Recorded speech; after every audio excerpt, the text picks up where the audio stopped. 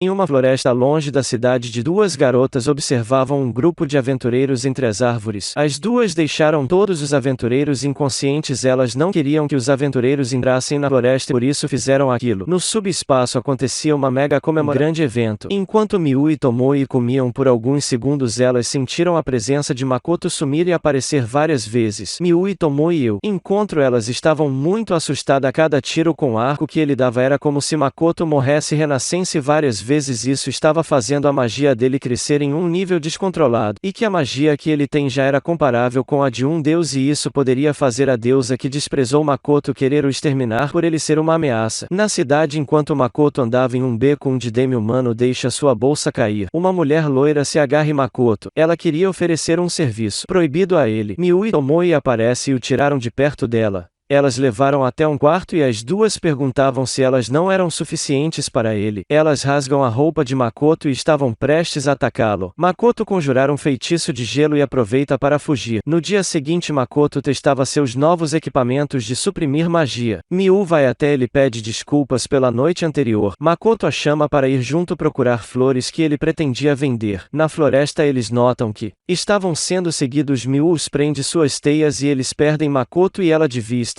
Eles encontram as flores e Ambrósia. Makoto dá a mão a Miu e ela fica muito constrangida. As duas garotas que cuidam da floresta aparecem e perguntam o que eles faziam ali. Miu fica muito irritada por elas interromperem um momento dela com Makoto. Os aventureiros que seguiam Makoto e Miu aparecem. Eles queriam roubar as flores. As duas garotas começam a atacar Makoto e os bandidos. Ele usa sua barreira para defender todos ali. Makoto decide teleportar os bandidos para o subespaço para ver se eles comprariam alguns de seus produtos. Miu havia perdido sua sanidade. Makoto deu seu sangue a ela para que ela voltasse ao normal. Ele fica um pouco constrangido com aquilo. Miu começa a sugar magia das duas e Makoto destrói suas armas. Makoto conta às duas que pretende negociar com ela sobre as flores e que não estavam ali para roubar. Elas o levam para sua vila. Lá eles são recebidos pelos representar seu mestre a Makoto. Até que ele aparece, destrói a parede e se apresenta a Makoto. Miu fica espantada após apertar a mão de Makoto e Miu fica com ciúmes e o joga para longe. Parecia que aquele homem estava tramando algo. Makoto pede para Miu espionar um filho do representante da vila. Miu nota que aqueles dois caras estavam envolvidos com demônios. Durante o banquete de boas-vindas, o demônio que possui o corpo daquele homem decidiu dar às caras. Makoto vai até ele. O demônio joga um feitiço muito poderoso, mas não faz nem cócegas.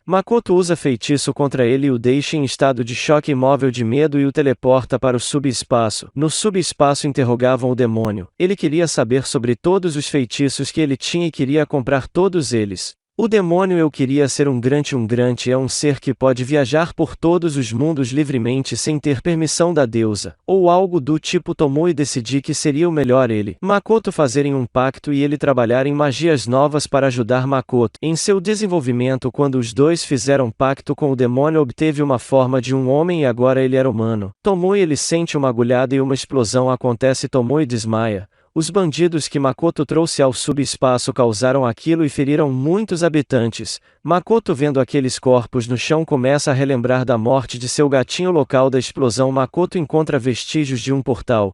Quando Makoto toca em um deles, ele se lembra da mulher loira que encontrou no beco. E logo depois ele vê tudo o que aconteceu ali com sua magia de memórias e um dos anéis de Makoto foi quebrado e causou aquela explosão mágica. Na cidade, a mulher loira se levanta do chão. Ela fica aliviada por ter conseguido escapar da explosão, até que uma névoa começa a envolver. Makoto vem até sua frente com um olhar assustador, diz que se arrepende de não ter os matado ainda na floresta. A garota o ataca e arranca suas mãos e acaba com sua vida ali mesmo. Makoto começa a chorar, pois aquela foi a primeira vez que Makoto acabou com a vida de alguém com suas próprias mãos. No dia seguinte fizeram velório pelos habitantes do subespaço que se foram. Makoto reforçou a segurança do subespaço. Logo depois ele foi até a companhia de Rembrandt e lá eles mostram uma cidade chamada Odsgard onde Makoto poderia fazer seus negócios sem medo do governo espionar. Makoto decide mostrar a Rembrandt seu rosto e o deixa espantado. Rembrandt diz que ainda vai confiar nele, não importa sua aparência ou o que ele seja.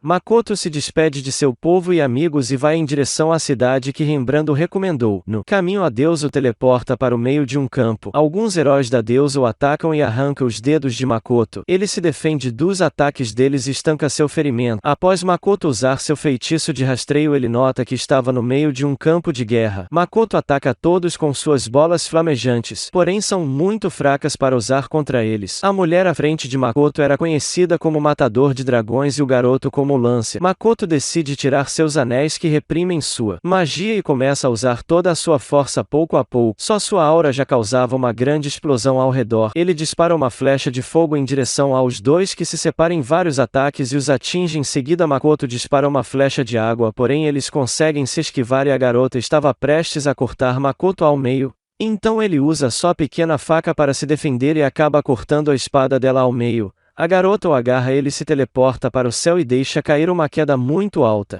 Ele se chocaria com cristais pontudos de magia, porém ele conseguiu acabar com todos deles e jogou várias bolas flamejantes em direção aos dois, que acabou atingindo até mesmo os exércitos. Makoto retira todos os seus anéis e os coloca em uma flecha de água disparando contra eles. A explosão dos anéis foi tão grande que dizimou todo mundo que estava por perto, congelando até mesmo a parte do exército. Uma cratera gigantesca cheia de água acabou sendo formada por um ataque de Makoto. Lancer perdeu sua perna e a armadura da garota foi totalmente destruída. Mais tarde Makoto acorda no subespaço ao lado de Miu e Tomoe. Elas ficaram muito felizes por ele acordar. Makoto contou tudo a elas e ele teria que ficar mais forte para manter os espaços seguros. Na cidade de Ziga, sua loja estava indo muito bem e no subespaço um banquete estava sendo preparada para Makoto antes de ir em sua jornada, e assim encerra a temporada. Quando tiver novos episódios estarei trazendo a continuação para vocês. Não se esqueçam de inscrever e curtir. Obrigado.